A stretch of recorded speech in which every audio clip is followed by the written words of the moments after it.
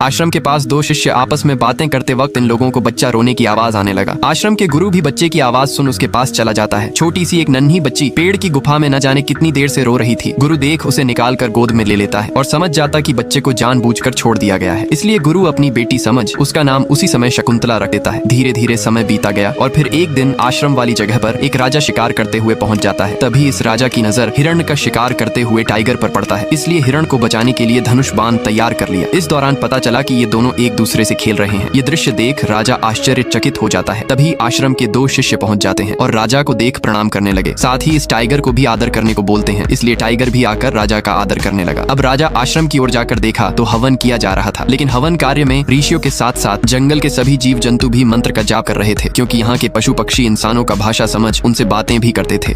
राजा इस जंगल में घूमते एक आश्रम में पहुंच जाता है। आश्रम पहुंचकर राजा यहाँ का दृश्य देख हैरान था, क्योंकि हवन करते समय ऋषियों के साथ साथ यहाँ के पशु पक्षी भी मंत्र का उच्चारण कर रहे थे। इस दौरान राजा की नजर कदौ महर्षि की पुत्री शकुंतला पर जाता है। राजा शकुंतला को देख मन ही मन पसंद करने लगा। उसी समय एक हाथी के चीखने का आवाज आता है। ये हाथी असुरों द्वारा आश्रम और यहाँ रहने वाले ऋषियों को मारने के लिए भेजा गया था। ऋषि मुनि को बचाने के लिए राजा हाथी से युद्ध करने लगा, लेकिन इतने बड़े हाथी से युद्ध करना राजा को भारी पड़ रहा था। इसके बावजूद राजा हाथी को हराकर काबू कर लेता है, जिस वजह से सभी को पता चल जाता कि ये दुष्यंत महाराज हैं। उसी वक्त एक शिष्य आकर बताया कि आश्रम पर कालनेमी असुर आक्रमण करने वाला है, इसलिए सभी को सावधान रहने को बोल दिया। इधर शकुंतला राजा के ख्यालों में खोने लगी। इतना ही नहीं, राजा भी शकुंतला के ख्यालों में खोया हुआ था। उसी समय आश्रम से दो शिष्य आकर महाराज से बोले, आश्रम में लोक कल्याण का हवन होने वाला है, लेकिन कालनेमी असुर अपने सेना के साथ आकर इस हवन को रोकना चाहता है, इसलिए आपसे विनती है कि आप इस यज्ञ का रक्षक बनकर अपने सेना के साथ हमारी मदद करें। शिष्य की बात सुन राजा यज्ञ शुरू करने को बोल देता है।